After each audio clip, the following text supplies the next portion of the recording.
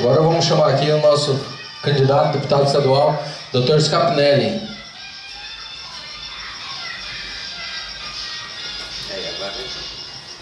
Boa noite, obrigado Júnior, obrigado Cacilda. Estamos aqui na casa da Cacilda, agradecendo o seu convite de estar presente, poder falar aqui para todo mundo. Eu agradeço aqui aos familiares, os amigos, e estamos aqui na verdade pensando uma nova política, né? Porque nós temos que analisar o que estamos fazendo aqui. Nós aceitamos o convite da política para quê? Né? Para que discutir política? Todos têm a nítida impressão que eu quero mudar o que está aí, eu quero mudar de político, eu quero, enfim, fazer a coisa diferente.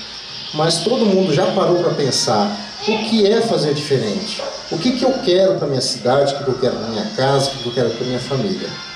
Então, para fazer a política diferente, nós temos que começar a fazer as coisas diferentes no nosso dia a dia.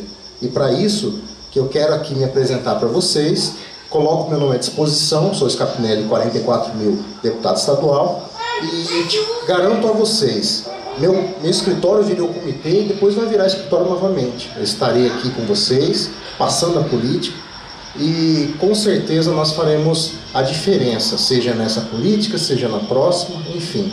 A política não é transitória, a política é no nosso dia a dia, na continuidade que nós fazemos a política.